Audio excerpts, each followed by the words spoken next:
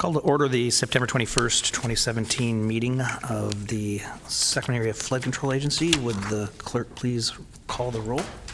Matt Conant, Nick Avdis. Here. Tom Barandis. Here. Brian Holloway. Cyril Shaw. Here. Angelique Ashby. Here. Jeff Harris. Rick Jennings. Sue Frost. Here. Don Natoli. Susan Peters. Patrick Kennedy. Here. Phil Cerna. Here. We do have a quorum. Thank you. If you'll, I'm here, I didn't hear anybody.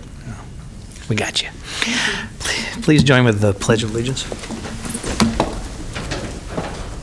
Pledge allegiance to the flag of the United States of America and to the republic for which it stands, one nation, under God, indivisible, with liberty and justice for all.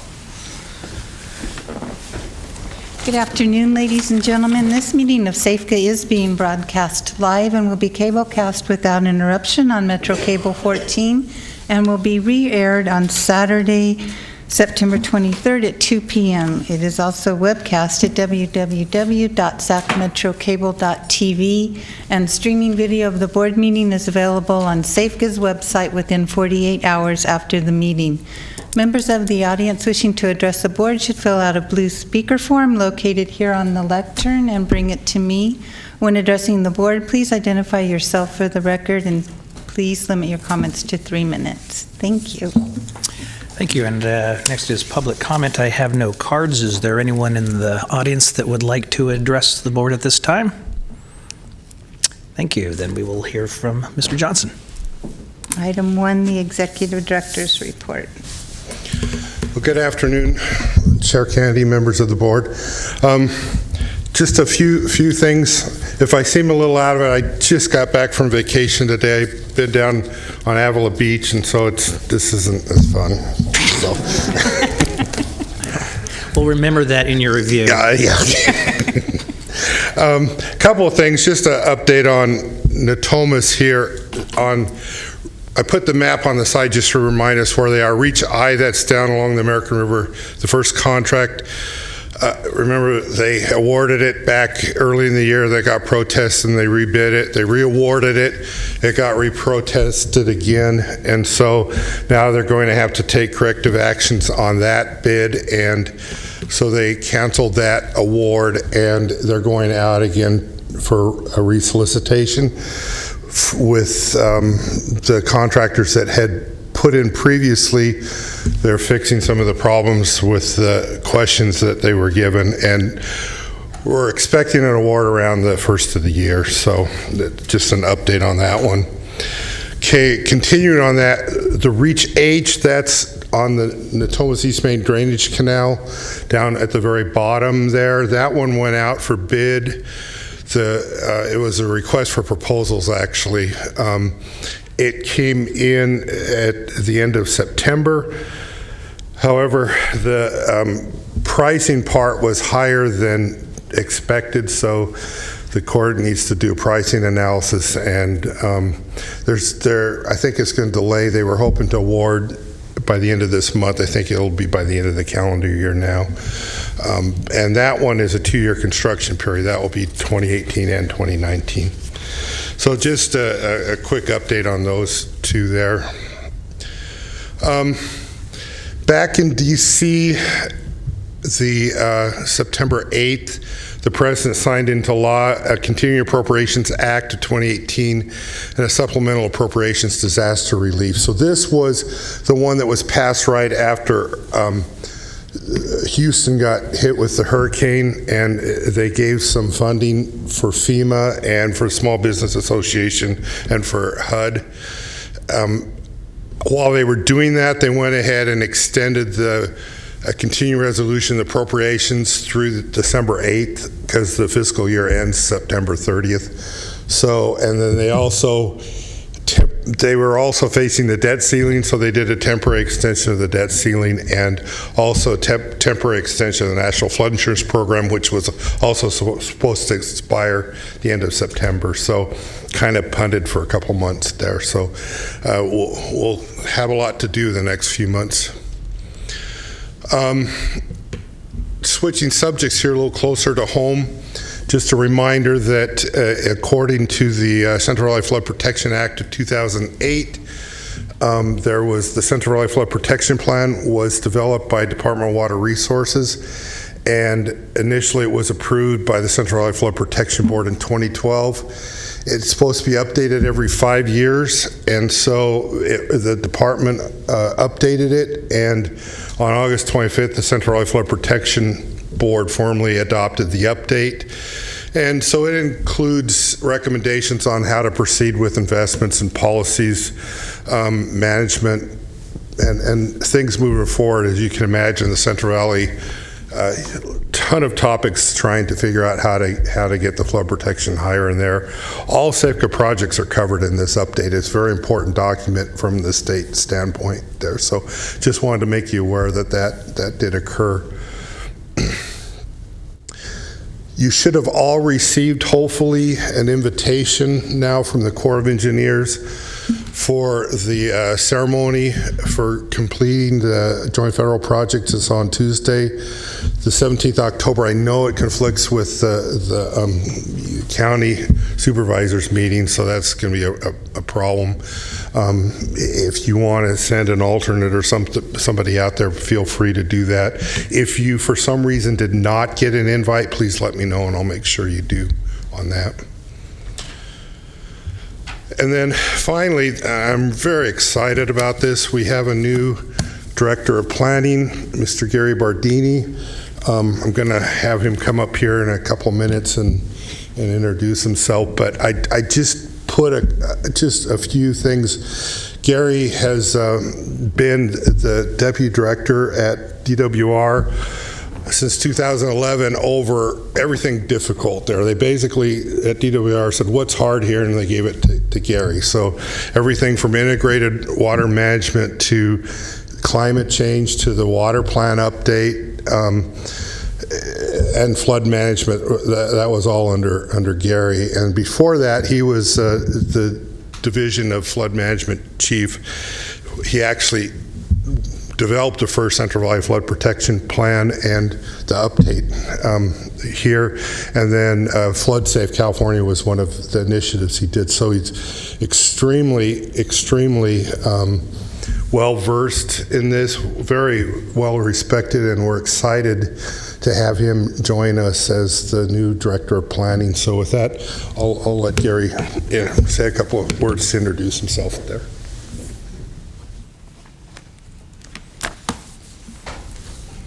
Well, I will be brief, just to say that I'm excited to have the opportunity to continue to build on the successes of this institution, SAFCA, the leadership of the board and the executive directors, both past and present. I think you've got a great legacy of momentum over the since '86, and I look forward to furthering that with the cooperation and participation both at the federal and state level. So thank you very much. Welcome. Yeah, you'll find that in Sacramento, nothing is easy, so you have plenty to do. It's all hard. Yes. Okay. I think that's flood management in general. It's very challenging. Thank you. Thank you. Mr. Johnson, that's it? Okay. The next is consent matters. Items 2 through 7 are in order. Any questions of the board? I'll move consent. Second. Moved by Vice Chair Avdis, second by Director Holloway. All those in favor? Aye. Opposed? Abstain? Separate matters. Item 8, resolution number 2017078, adopting the mitigated negative declaration and mitigation monitoring and reporting program for the Bright Landfill remediation project and approving the project.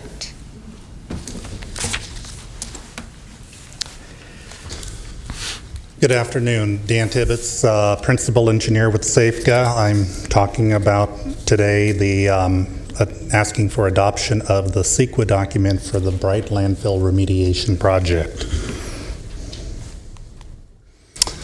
The Bright Landfill is located just to the north of the Sacramento Bypass North Levee and east of the Yolo Bypass East Levee. On the figure shown, it's to the northeast of the two green lines. We are relocating it to the north northeast of a setback levee of the Sacramento bypass north levee and a setback of the Yolo bypass east levee, just to the northeast of the yellow lines.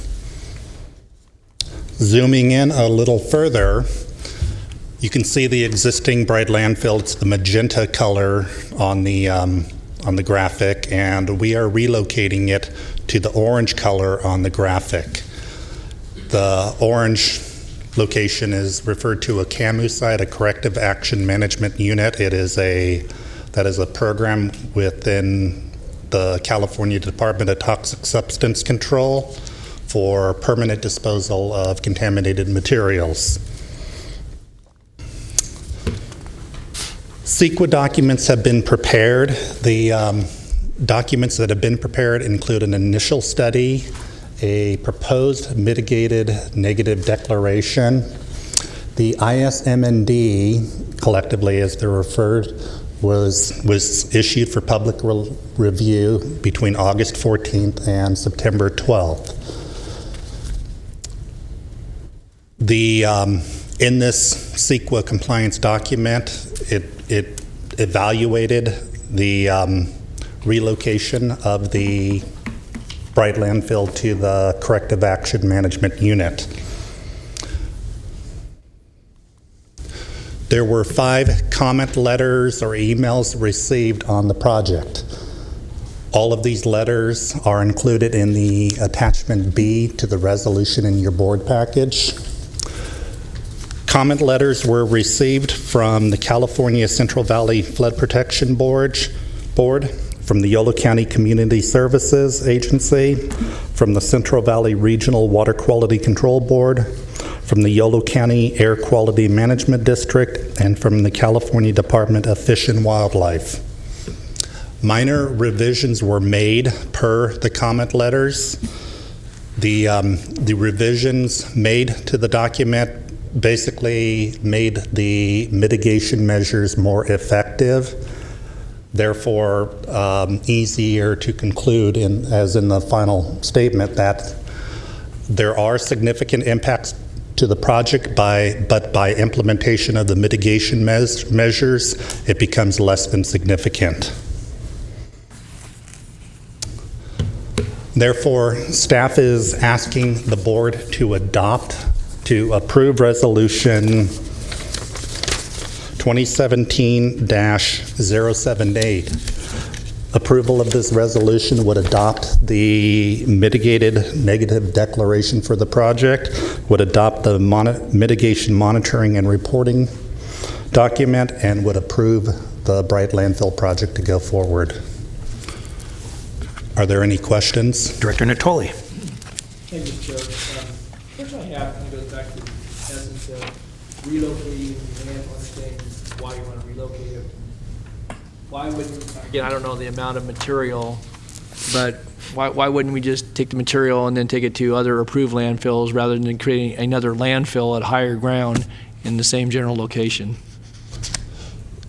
There were other alternatives evaluated as part of the process, and actually this alternative is the most feasible. To relocate it to another landfill is literally in the $10 million more range than this alternative. So it's much more cost effective to go with this alternative.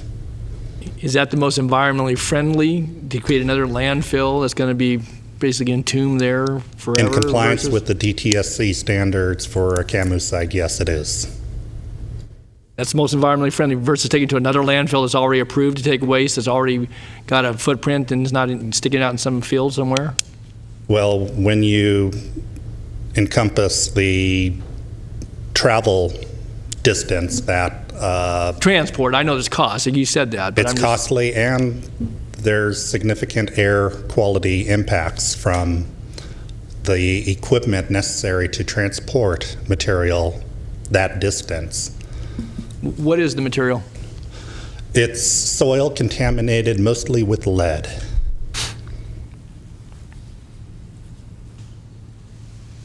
How many tons? It's in the 58,000 cubic yard range. That's okay. Again, I just try to get some sense of the magnitude, and I get it about carbon footprint and all that. It just seems to me that, again, you're displacing it. You're going to move it to somewhere, unless you're going to somehow clean the soil and leave it in place. And again, I know that we've talked about this in the past. It just occurred to me as we look at the mitigated neg deck, though, that site's, just very, very proximate. Yeah, the movement isn't such, but you're just basically creating a landfill with a higher standard, but you're still going to have it in perpetuity. And not that you wouldn't own it somewhere else with a manifest, but I guess I find it odd in this day and age that sometimes you go in there and you clean up a landfill in place, but we're basically moving this to basically an uncontaminated site, in a field that's adjacent to the area we're trying to protect. So, is that area still actively farmed? I trust it is. Where you're going to move it to? It's actively farmed, but the entire area is eventually going to be modified when the setback levees of the Sacramento and Yolo bypass are constructed. And so, where will that site lie? Where will the dump site? Is it going to be in the middle of the levee in the new plan? No, it's been very closely coordinated with the California Department of Water Resources and with the Corps of Engineers regarding their projects to relocate, to widen the Sacramento and Yolo bypasses. It's been very closely coordinated. Right, but it's going to be behind the levee, basically. Correct. Outside of the footprint, yes. And it will no longer be, the cover will be such that you can't farm that ground, so you're losing the ag ground? Correct. So Don, Yeah. we're enclosing it just like a regular landfill, but we're building it up so it will also serve as a maintenance yard for the maintenance of the new levees. There, we have to build a maintenance yard anyway. It's a dual purpose of that. Well, therein lies the answer. So, okay, thanks. Thank you. Any other questions? I have no one from the audience, so is there a motion? I'll move the item. Moved by Vice Chair Avdis, second by Director Natoli. All those in favor? Aye. Opposed? Abstain? Next item. Thank you. Thank you.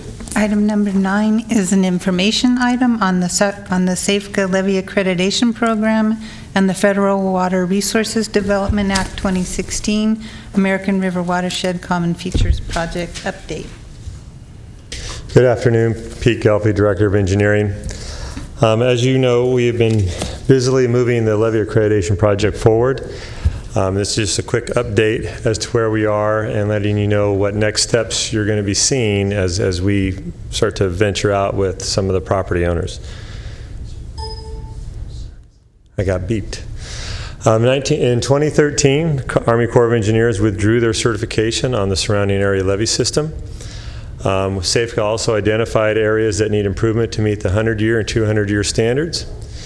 And SAFCA is planning to construct some of these levee improvements to bring us up to these standards while we're doing that ahead of the Corps coming in and completing the rest of the project. The Corps conducted a GRR, General Evaluation Report, for our community. It identified about $1.6 billion worth of work. SAFCA's LAP project is a subset of that effort. And the graphic here just shows areas identified by the Corps of Engineers in their work. SAFCA identified about 3 miles of levee improvements in the north area, including about 14 relief wells / trenches. We've also identified about 6 miles of levee improvements in the pocket area and about 3,000 linear feet of erosion repair that we would have to do. In North Sacramento, we have awarded a contract to address the levee deficiencies along Arcade Creek and parts of the NEM deck. This year, the contractor was able to, or he's going to be complete by October with the relief well system to be put in. And in 2018, the contractor will start constructing the story wall work along Arcade Creek and the NEM deck. We also have a Robla Creek mitigation site. As a result of this project, we have to mitigate for some of our impacts. And the contract was awarded, so the contractor will be out next month working on establishing habitat along the Dry Creek Parkway north of the Robla Creek levee. Along the Sacramento River, we are at 90% design on our fixes out there, and we are meeting with the state and the Corps of Engineers on refining our last parts of our design so we can put those projects out to bid. How will this be accomplished? we have a couple of challenges. We want to complete the work and stay within the budget that we had set for this program. And so Safeca is going to do the work along the North Area streams and the North Area project, another North Area project from long ago. But and then the other part is Safeca is going to narrow our scope of work that we were planning to do on the Sacramento River levee system to help keep our project within budget. And by doing so, by narrowing it, that opens the door to allow the Corps to come in and complete some of that work, in essence making sure that the project as a whole is complete. So since the Sacramento River work is going to be broken up, we've identified the areas of work that need to occur. We have broken it into various segments, and you can see here on the slide how those segments are defined. And we will sit down with the Corps of Engineers in the state to figure out how can we implement those segments, either Safeca-led construction or Corps of Engineers-led construction. So our next steps, I just want to make you aware of this, is that we've reached the point where we need to start talking to property owners where we need either access for construction, where the levees may be deficient in having a sufficient easement over them. And so we are going to start reaching out to those landowners that we've identified as needing rights from or cooperation with in order to construct the project and to operate and maintain it over the long term. We also have to develop an encroachment policy along the Sacramento River. Downstream of Sutterville Road, we have a significant amount of what we would call private encroachments that would be in the way of construction. And so we need to address getting those encroachments out of the way for construction to occur. We've talked about coordinating with the Corps of Engineers on doing this work. And one of the elements that we have here, and Rick Johnson's talked about this in the past, while we have an authorized project for the GRR, what we call Worded 2016, we don't have a new start, or we don't have appropriations occurring. And so new starts are limited every year. And by us taking the lead in design, we have found ourselves in a position where we can hand our design to the Corps, and they have a project that would be ready to go, and that helps them obtain a new start. And so this is kind of a unique opportunity that we're trying to take advantage of. One, keep the project within budget from Safeca and the state perspective, and also giving the Corps an opportunity to get a new start so they can start bringing in more federal dollars to Sacramento. Also, we know that we've got to do community outreach, but as we get closer to construction, that is when we'll start reaching out to community about whatever impacts that we see happening, whether it's traffic, noise, dust, vibration, and length of construction in their respective areas. And with that, I'll take any questions. Any questions? Thank you, Mr. Guffey. Thank you. Our next item is also an information item on the issuance of the draft Second Amendment to the Relocation Assistance Plan for the Natomas Basin Levee Improvement Project, Sacramento River East Levee Reach B, and Riverside Canal relocation. Good afternoon, Mr. Chair, members of the board. John Bassett, Director of Engineering. This item addresses the ongoing work that Safeca has in Natomas. As indicated, this is a second amendment to a relocation plan. The first relocation plan was adopted by the board in 2009. The first amendment was adopted in 2010. And this is the next amendment to basically cover the same geographical area, but update the plan due to the changes in the relocation assistance dollar values that have been enacted by the state since 2010. So the plan covers the area here along Reach B of the Sacramento River. This is the same area that was covered in the original update. The plan addresses the acquisition of real estate between Powerline Road at the north end and a item called its Farm Road, which is down here in this area.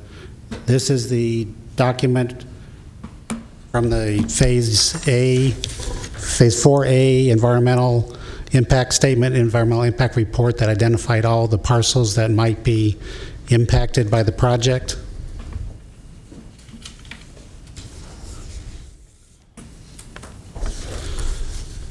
This map is a map that shows the corridor that would have been impacted by the project that was described in the Phase 4A environmental document.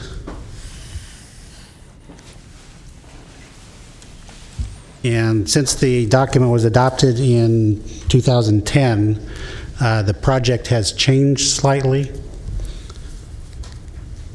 So now, whereas you had, get these in here.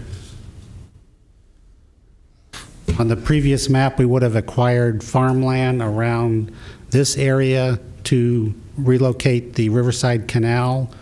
In talking with the Natomas Central Mutual Water Company and the agricultural interests, the farmers in this area, they are headed to more of a orchard use rather than row crop use. So they prefer to have piped water, which is a cleaner water, to go through their drip systems, and it would be delivered at pressure. So instead of acquiring all the land along this side to construct a canal, we would use the existing alignments of the water company's irrigation canals and build a pipeline instead. So the overall acquisition footprint for the canal relocation is reduced quite a bit in that area. So the plan that was included in the staff report, I believe the board received a full copy of the relocation assistance plan. By law, the plan needs to go out for a 30-day review period, so that'll be issued shortly to each of the owners and or tenants within the acquisition footprint. 30-day review period. We will take any comments on the report, roll those into any revisions that are appropriate, and then present the board, to report to the board for approval at a future board meeting. Right now, I think the staff report indicates potentially in November. I think due to some other things that are going on, we'll likely target the November board meeting for adoption of the plan. I can take any questions you have. Director Natoli. Yes, thank you, Chair. So, do I understand correctly, the relocation plan is because you're actually going to acquire the houses, or you're just going to have to relocate folks while construction's underway? There are several houses. There are 2 houses that, one house is in the footprint of the borrow site that would be relocated, or the tenant would be relocated, the property would be acquired, the house would be torn down.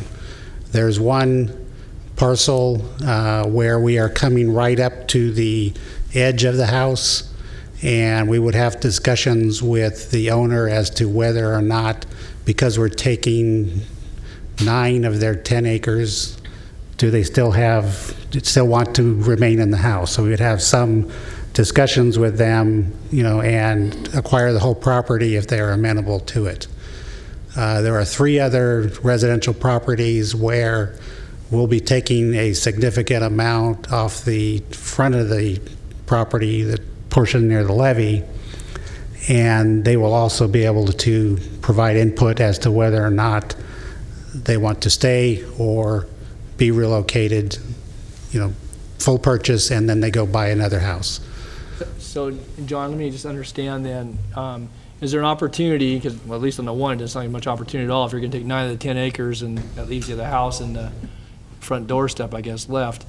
Is there an opportunity in some of those other cases, whether they're tenant and or owner occupied? Again, I don't know the vintage of the homes nor the condition, but if somebody's home and maybe they're elderly or been there for a long time, or they like their house and want to stay, are you open to actually moving the structure and replacing it somewhere in the vicinity, assuming you can find acreage and all those things, or just it's either you can decide to stay and we'll pay you for acquisition, or we'll buy you out and you go find something else? Or what's the range of options that you're going to pursue here?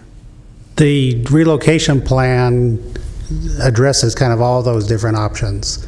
They can, unfortunately, most of the property out there in the vicinity of our project is large agricultural fields owned by other people. And if they wanted to make a deal with that particular owner and arrange to relocate a house, that is something that we could consider. So you say they want to make a deal. Will we assist in that if there's an opportunity to do that? I don't know, again, zoning would have to provide for a lot of other things, but is that something we helped to assist with if people really want to stay where they currently live? Yes, the relocation agent would explain the options, and if that is something they want to look at, we could potentially contact one of the other owners. I don't think that we would, that's up to the board. Yeah. I don't think you're going to condemn that other parcel to go put a house on. I wasn't necessarily suggesting that. I appreciate your comment. So let me ask you, so then are the 5 households that are underneath this plan, this references a 2010 document with some changes that, have alleviated some of the takes, are these 5 property owners, I know there are other agricultural businesses as well, and I don't, if that entails barns or whatever, but at least for those people that are living there, are they aware, have they been noticed of this today's hearing? Have we had previous contact with them, or is this going to come as a surprise? We're going to take this action and give you the relocation plan. We send them a letter. Next thing you know, they're wondering where they're going to be living next year. 3 of all of the 5 heard from us in 2009 when we were out here working in the same area and had been potentially building more levee improvements than we did. So they have heard from us before. Over the next several weeks, we'll be sending them a letter kind of reintroducing the project, requesting to meet if they want to meet with us and go over the program and the acquisition. And then after that meeting, and after, we'll send the letters requesting the meeting. If we don't hear from them in about 3 weeks or so, then we would, probably issue the plan for public review. The plan is to do kind of a sequential, reintroduce ourselves, let them know that we're in the area, describe, some of the maps that I showed, Right. The potential footprint, the program that we have, the timing of the construction, and the time frame over which the acquisition would take place. Just one other, maybe kind of a friendly suggestion, I guess, that 8 years is a pretty big gap, and there's reasons for that, but I guess I maybe would have suggested that it might be a good idea to tell them that this board was having a hearing about relocation plans. Maybe you've done some of that outreach, again, not to get ahead of this board, any action it would take, but when it comes to someone's home, and again, I have no idea what sort of reaction, maybe they were all expecting we were going to come back at some later date, but a lot happens over 8 years, particularly over the last 8 years with the ups and downs in the economy and so forth. And I guess, I know we've been very sensitive, so this is not meant in a critical fashion, because I think SAFCA certainly has worked very hard to do the utility that's important to the protection for a lot of folks, but also to be sensitive to people's needs. But when it comes to somebody's home in which they reside, and whether they're a tenant or a property owner, whether they've been there a year or 50 years, I think it's really important, again, not just talk about what the project is, but to keep people posted. And that's a long window of time. And so, yes. And maybe you've had some contact, so I don't want to prejudge that either. But if you haven't, it may not come as a surprise, or it may. Maybe they thought the thing went away and, that they were no longer were going to be needed for the project. So Don, Yeah. I just want to make it clear, this isn't a hearing. Right. This isn't information. We wanted to talk to the board before we started reaching out to the public so that you are aware of it. So we don't have to approve the relocation plan? Relocation plan's already approved? No, you still have to, we'll have an approval and hearing in the future. Okay, This you will notice. is information to let you know we're starting the outreach program, and we'll be talking to everybody. This is part of the process to adopt the relocation plan. It is required to bring it to you as an informational item initially. This starts the comment and public review period. We'll send it to all the affected property owners and be back, I believe, because we're very aware of the very issues you've been mentioning. We are orchestrating when we are doing this and sending project letters and people out to meet with them before we even send them the relocation plan. So I believe we're not going to be back to ask for your adoption of this second amendment until December. Yes. Is that correct? As I because indicated earlier, yeah. the 30-day period won't start until we mail it to them. We're not even going to mail them this until we've met with them. Okay, very good. Thanks. Yeah. Thanks, Mr. Chair. And, okay, that's it. Council, that was, okay. Vice Chair Avdis. Thanks, John. I appreciate that. As you know, this issue for me is very personal. Coming from a family whose lives were upended by right-of-way acquisition by Safeco, I'm very sensitive to the fact that eminent domain is a power of government that should be used sparingly and very narrowly. And so, I do appreciate the fact that the right-of-way take has been minimized by a really creative solution, working with the landowners and piping and reducing the need for excessive right-of-way takes. And I do appreciate hearing from our council that, in fact, outreach is needed and will be engaged in, and people will have an opportunity with personal contact to know of and be aware of the fact that there's this relocation plan out there that will affect their lives. And so I appreciate that, and hopefully that goes smoothly. But I agree with Member Natoli that 8 years is a long time, and coming from an ag family, you tend to get a lot of things in the mail, even from government. You tend to ignore them, and so I definitely don't want to have any surprises from folks. So thank you. Yes, most of the owners who will receive this, they actually signed a right of entry to allow us and the state to go in and do some topography maps that will be needed for the design. So they have heard with us. I think those letters went out in July for the right of entry. So they know we're back in the area, but we will continue on with the actual right-of-way, begin the right-of-way discussions as Holly had described. Thank you.